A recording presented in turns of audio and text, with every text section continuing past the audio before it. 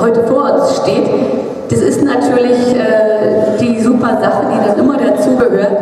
Und ich glaube, ich kann einfach nur sagen, an solchen Tagen wie diesen, da wünscht man sich Unendlichkeit.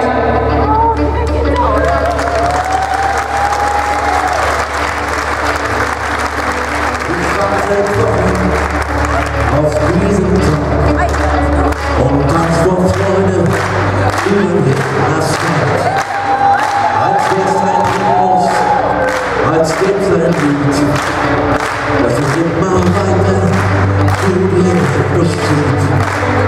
Doch wir gehen nicht so wie letztes Mal zu derselben Uhrzeit, am selben Treffpunkt wie letztes Mal. Durch das Gedränge der Menschenmenge haben wir uns in ein Gedanken und in ein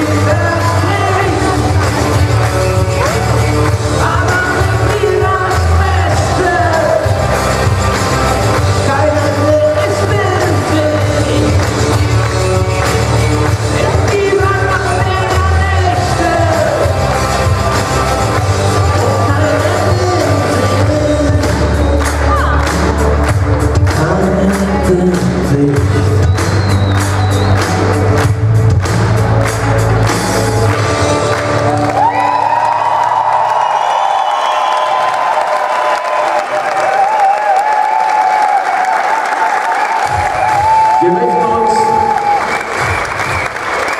mit Astrid, meiner Prinzessin, bei euch recht herzlich bedanken für die besondere Session. Wir werden weitermachen.